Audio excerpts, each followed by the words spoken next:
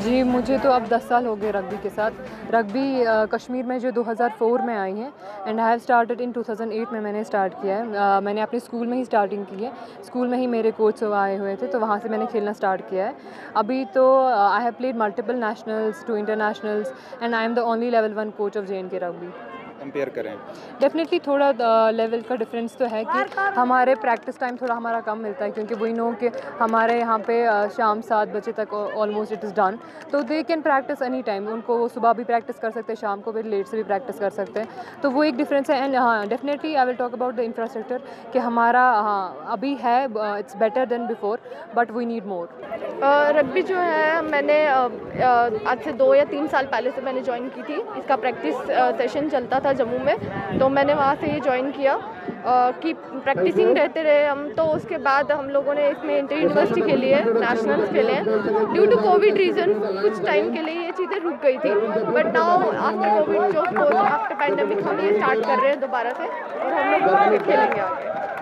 Definitely हमारी team जो है बहुत अच्छी है, नेशनल्स के लिए क्वालिफाई करेगी एंड आई होप सो कि वो इंटरनेशनल के लिए भी क्वालिफाई करे। देखें, ये एक मैं बताऊंगा कि बांडीपुरा के लिए कि बहुत ही खुशी की बात है, और इट्स ऑनर कि हम यहाँ पे 13th inter district UT level rugby championship host कर रहे हैं। और इसमें अलग अलग डिस्ट्रिक्ट से ऑल ओवर JNK से टीम्स यहाँ पे आई हैं अलग अलग कैटेगरी में। तो ये एक बहुत ही बड़ी बात है बांडीपुरा के लिए ख़ास तौर पे कि यहाँ का जो स्पोर्ट्स इंफ्रास्ट्रक्चर है वो इस लेवल का डेवलप किया गया है कि यहाँ पे इस तरह की चैम्पियनशिप्स हो पा रही हैं, और इतने सारे स्टूडेंट्स प्लेयर्स आए हैं, तो उनके साथ यहाँ पे एक जश्न का माहौल है और बहुत ही चार्ज्ड अप एटमॉस्फेयर है।